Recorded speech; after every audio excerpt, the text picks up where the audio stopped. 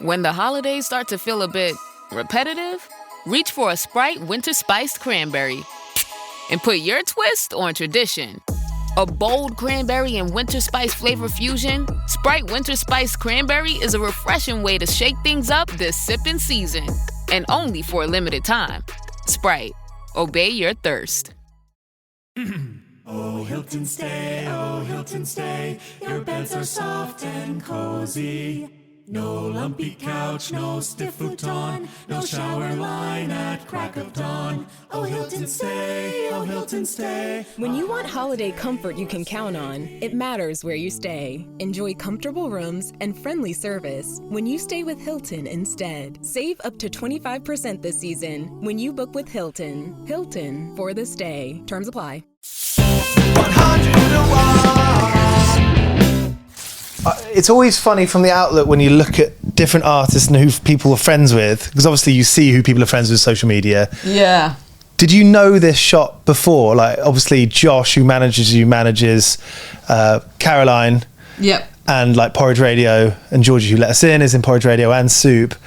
I always thought of very quickly, I think I found a lot of your music with their like at the same time. Yeah. And it's very funny, like, oh, all those people know each other. That's really nice. I forget how close a knit community is. I knew about the stall. Josh said that he told me about this shop ages ago, and I haven't come until today. I know they had a stall in Notting Hill, and then I think they had the stall in Deptford at the market as well. And then now I think I'm not sure how many years ago they moved into this shop. Do you know what makes me think is that it's great that like we're adults and we can do cool things. I know. I say we. I'm nothing to do with it. But you know, people our age can, and like, I think that's what this podcast, these conversations are about. Is like people who prioritize music, and you know, it's not something you just do and stop. It's something that you can build your life around. How do you think you've been able to do it in the last few years? We spoke just after Giant Palm came out. Yeah, we did. And now Below a Deep Dark Land come out. Below Massive Dark Land. Below a Massive Dark Land. I kind of love Below a Deep Dark Land. It's very, very sorry. No, don't worry. That came out a year ago now. Time goes quickly, doesn't it? Yeah. So we would have talked when in 2022. And you were doing a lot of long walks then? Yeah. You were just going, like stepping out the door and going. Yeah, I don't do that. I feel like now I just drive, which is a bit less fun. I did one long walk. I went back on the pilgrimage this year in Spain. I went and walked along the northern route, which is Camino. I did 10 days of that. And it's really that hard. Like, that route is ridiculously difficult because you go up about 3 mountains per day. In the first 10 days. I think it's meant to even out after Bilbao. Damn. But I walked kind of you come out of Biarritz airport and then you walk just straight from the airport, basically. So I walked from the airport and then to Bilbao airport. That's mad. Which is fun. My brother's done that a few times. He wrote a book called Murder on the Camino. Did he? And it's like a really cool story. Funny. Yeah, you can buy it. It's on. I mean, don't want to say people buy it from Amazon, but you can get it from Amazon. You get it from other places. I want to read that. That sounds great. Self-published through Amazon. But I'm proud of him. You know, he's like, he sort of taught himself not how to write, but how to write a book. Yeah. You know, and I just think that doing something creative when you're older is cool. You know, it's really cool. Do you think doing that kind of stuff is like part of like the job of like writing music and like getting into the headspace of it? I don't know. I mean, I think I needed to travel, or I needed to go somewhere on my own. I needed to do something that wasn't touring for a bit, in terms of leaving home for a reason other than going on tour. Yeah. And then I just finished my degree, so I obviously didn't. It just took me ages to do this degree. Yeah. It took me 5 years. It was in archaeology. Oh, cool. Yeah. And actually, on the note of jobs, so I finished this degree, and then I had about a month and a half where I was recording the next album, but we only did a few days here and there. I was writing and recording and doing some music stuff and doing some gigs as well, which was really fun. And then I got a job in archaeology, and then I had to go I had to cancel all the shows that I had coming up because it was a contract, like it's contract work. And so you kind of, and I also had heard that it was very difficult to get a job in commercial archaeology, so I just took the job Okay. very quickly. Yeah, isn't archaeology kind of one of those things that people spend a lot of time training, studying for, but then like the actual employment opportunities are pretty thin on the ground, no pun intended. Yeah, but they are. It's true. But I mean, the thing that this is the thing, I thought that, and then it turns out that if you work in commercial archaeology, which is where you dig before buildings get built, there are more job opportunities in that. All the jobs that we were doing were where they were building solar farms. Okay. So I didn't feel too bad about it. Good thing. But I think that you could easily say no to jobs that came up if you didn't feel like it, corresponded. So you played in bands a bit before, like you did solo stuff. When you like go back, I suppose this is only the kind of thing that you can think of like or speak about like retroactively, but you're like, oh, that was like a funny turn in my life. Do you think about that, like from playing in a band to doing your solo stuff to doing the archaeology? In a way, I feel like I haven't really got enough distance from it yet to have that much of a perspective on it. I feel like I've recently just joined another band, and that's been a little bit that's given me some more perspective of what it was like when I was in a proper band when I was younger, and it reminded me of all the good parts of it and the more difficult parts of it as well. But I feel for me mostly, I just feel like I have never really been able to. I have this idea of what it is to be an adult, and I feel like I haven't, and part of that is getting a certain kind of job, and I feel like I haven't ever really done that. It's funny how that's so strongly intertwined, that identity. I feel like music, and I have to try and remind myself that music is a job and that you can do it, even though if you don't earn very much from it, you still can be a respectable adult and do the job. You're definitely not alone in thinking that and being like ultimately a little bit confused about that. Yeah. But the irony of it is that now if you'd got like a proper job, quote unquote, you probably wouldn't be making much more than you are now. Like, okay, I know like the difference between salaries, obviously I'm painting broad strokes there, but I mean 30k, which sounds like a big salary, doesn't get you a lot. Yeah. Oh, if you live in London, no, it doesn't. No, it doesn't get you very much. And you're a London person, aren't you? You grew up I am. I'm a London person. Yeah. How do very popular thing to be. Well, you don't choose where you're born, do you? I always think that, at least in my experience, living in London is just like a succession of like lucky situations where you're like, oh, that place is cheaper rent, or that place needs a housemate, or someone moves out and then it's yours, or like whatever. Well, yeah, I mean, I've been very lucky. Me and my mum have always lived in council flats, and so I still live in the council flat that we moved into when I was 15. I think you can swap council flats. And so we lived in South, and then for personal reasons my mum wanted to leave South, and so we swapped with someone else that was on the same housing association, and then my mum went and moved in with her boyfriend when I was 17, and I'm in the same flat, so I've been very privileged and lucky to live there, and the rent is super reasonable. Awesome. And actually that's a massive reason of why I can do music in the first place.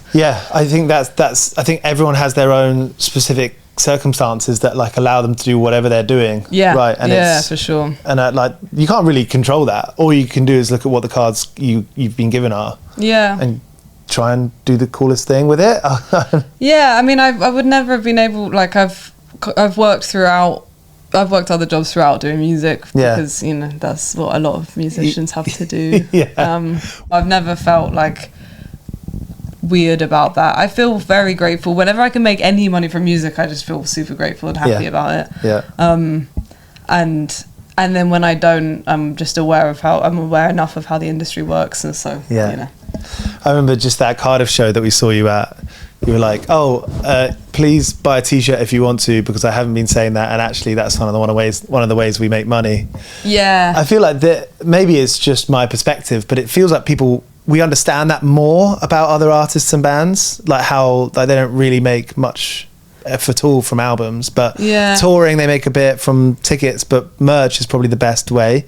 I feel like just in the last 15 years sort of the average music fan sort of knows that a bit more now. Merch is ace. It really helps. And but I've also got to say, it's not like I've done it completely independently my whole life. Like the first band I was in was signed to Rough Trade, and then I've been very lucky to be signed to Sub Pop for my own stuff. And so with touring as well, you get some tour support and things like that help you the merch money is the thing that goes directly to you. Is maybe a little bit dull to talk about once you recoup the thing. No, I mean the economics of being an artist. I know it probably when you're saying it sounds dry, but it's interesting because no one. Yeah. I just find it interesting. One of the reasons I find it so interesting is because for years it was all kind of wrapped up behind a red curtain, and the people in charge of that don't want everyone to know how it works because then it's like, wait, what the fuck? That's not fair.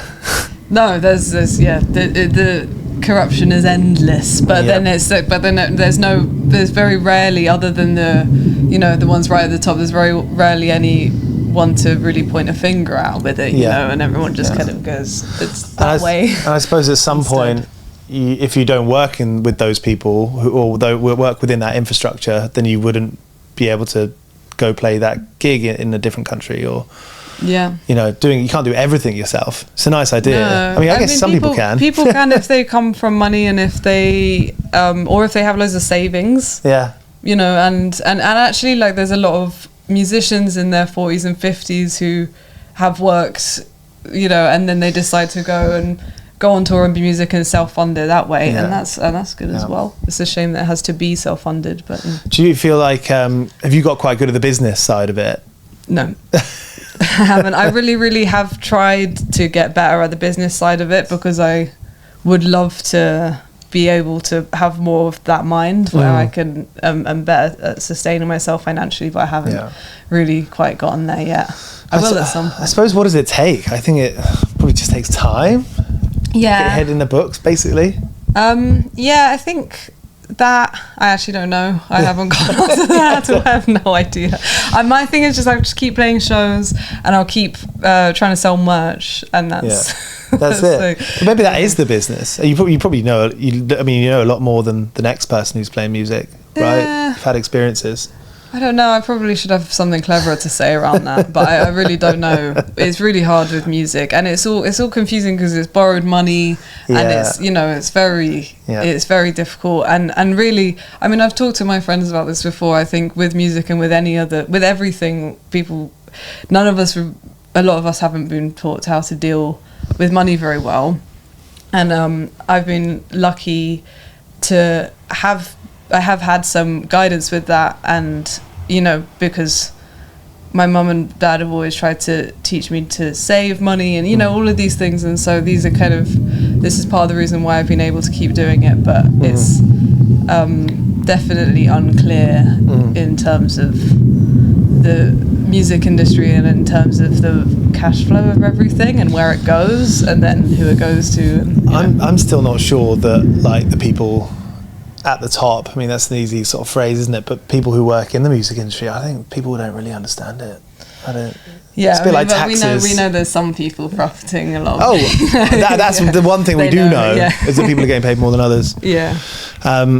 Great. Thank you. Lovely to chat again. And I love your albums, love your music. Thank you. Where do you find yourself writing the most? I write. Well, actually, I was thinking about this today. I write at home. I think that I don't tend to give myself very much time and space to write, and I'm very good at staying busy all the time and remaining tired a lot. And today I had 4 hours where I came back from a tour and I had a few hours at home and I wrote a song. Came back from a tour today? Yeah. And you wrote a song? I wrote a song today, but it was for the first time, and I haven't written in ages, so it was really nice. Quality. To do that. So I just as long as the house is empty. Yeah. But I'm not very good at writing. I'm terrible at going anywhere and writing. When people go away somewhere to write, like a retreat. I don't know how to do that, and I'm not very good at doing it if anyone else is around. But I like writing in my car sometimes.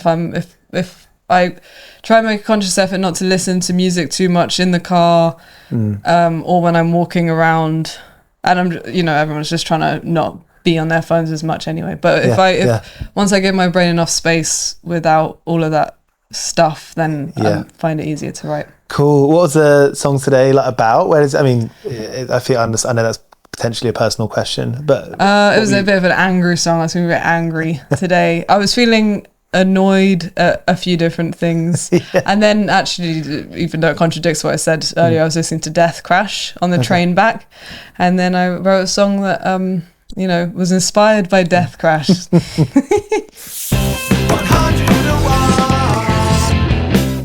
I'm a big fan of like the work gaff and the work fuck up. And, you know, I think everyone has had, I feel like everyone in our age bracket has like worked lots of different side jobs. Yeah. Because like just fundamentally our generation is different to our parents, where you get a job and stay there for 45 years. What are your most memorable sort of side hustles over the years? Okay. So, well, I might be repeating myself a little bit from the last time this. It's fine. It's been 3 years. Okay. Oh yeah, it's been 3 years. So most of my jobs have been in coffee, like a lot of musicians. Yeah. I did do a very quick job in a pub, and then I quickly decided I didn't want to do that. So I left that after 2 weeks. Fair enough. I'm going to have to go through the things before I can think of any mishaps that's happened. I worked as a gardener, actually, with Josh, of course. Okay. And we bought a lawnmower for £40 that we never used. And we would just take all of my grandma's tools from her shed, thank you. And then we would drive around south. You two of you would like have a business? Yeah, we had a little business. And it was Awesome. called... I think it was called Little Green or Avant Gardeners, which is now about someone else called their band. Courtney Barnett Oh, has a song called Avant Gardener. that was probably what Josh wanted to call it after. And You'd have all the South East London indie crew. yeah, I know it was a bit of a South East London indie musicians crew gardening, but a lot of I just do the jobs that every other musician does, which is landscaping, gardening, coffee, and then I've slightly detracted with the archaeology. So the archaeology, I did 3 months contract work this year with archaeology up in Lincolnshire. We found nothing. I was digging for the whole 3 months and found absolutely nothing. But it's you know, for the whatever building company was there, it was good news for them. Okay, yeah, that's they don't want to. What do they not want to find? Anything that's of any historical importance, because it means that they would have to delay the whole project. But a lot of the, you know, there's a lot of politics in the world of commercial archaeology, which I just couldn't really wrap my head around. There's a lot of things with the, you know, the locals are annoyed about it because of especially because of big solar farms, and they feel like it's ruining the landscape. Okay, like ruining the view or whatever. I guess. Yeah. I don't know. I just People know in the I was countryside met with love that. hostility in pubs, so like I didn't really want. I can't like go into much more than Well, the that, pubs you know? whilst doing the archaeological dig. Yeah, like if you go to the pub after doing a dig, you have high vis on, and most of the time it says archaeology on the back, and then people immediately understand what's happened. The and, camera like, why you're there. campaign for real ale card holders. Yeah. The sort of Sunday, the Telegraph readers. Yeah, it's pretty tense. It gets pretty tense, but it was interesting for sure. Yeah. And it was just you just spent all day really in your, like, on your knees, you know, and You got knee sometimes pads? it rains. Yeah, you got knee pads, and So it's that's- dealing with mud. Can be pretty like rough work then. Yeah, it's physically demanding. I mean, I never really worked out or anything before that, so it was extra physically demanding for me. But people are strong. Like once you're doing archaeology for long enough, you get really strong. Okay. You know, you're carrying stuff around all day. And Right. I Sort of think like being a gardener, isn't it? yeah, it's a little bit like it, but it's harder, I'd say. But maybe some Just gardeners digging. say that's not true. Yeah. Yeah, you're just, because I guess with you're working with plants as a gardener, but then with archaeology, you're lifting very heavy mud out of the ground. Yeah. You're really trying to get through it a lot quicker than I think you see on telly. You know how you see the brush strokes and the very fine movements with a trowel, but in real life, you're just using a mattock and a shovel, you know, for all day. Do you have any like witchy or clairvoyant stuff? Have you ever like thought that you might be digging into an ancient burial ground? I'm superstitious. I am superstitious. We found a jawbone, or I personally found the jawbone of a teenager last year, and I tried to not let myself get because it's, you know, Worked it's very up. scientific. The actual environment of it feels quite scientific, the way that you analyze everything. But I did get I did get kind of paranoid about it. I understand. You know, it's can I ask what you got paranoid about? I also understand that it's like personal things, but No, I don't know. I feel like it was a very intense. That was a research dig, and I basically found this jaw, and then we were camping. I was sleeping in my car because all the other people were camping, and I was a bit older than them, so I was like, I go sleep in my car, I go camp. And then it was just all very insular, and I had loads of weird dreams after finding that. And also it was actually on the site of the first psychiatric hospital in the UK. This was in Norfolk. I think it was in Norfolk. And we can say Norfolk. I think, I'm pretty sure it was Norfolk. Someone's going to correct me though. But the whole thing was quite creepy. But it was that's cool. I mean, there's a lot of imagery there. There's a lot of stories. Yeah, there's a lot of stories. But I think on the whole, it's very, even though the initial shock of finding human remains, but there's something about, I don't know what it is, you do just become desensitized, especially with bones. There's not. You're not squeamish. No, not really. But with anything fleshy, then I'm very very squeamish. But I think yeah, nice one. That's really cool and interesting that you said earlier. You're kind of waiting to feel like what it feels like to be an adult. Yeah, I mean, you're doing like archaeology is quite an adult's job. Yeah, you have a great career as an artist, as a musician. You've got a great team around you. I'd say you're doing bloody well. Oh, thank you. Yeah, no, I remind myself of that sometimes. I think I'm doing all right. Yeah, it's amazing. Yeah. It's awesome. Thank you. Thank you. Nice one. Nice. Thanks. Good stuff. Appreciate you.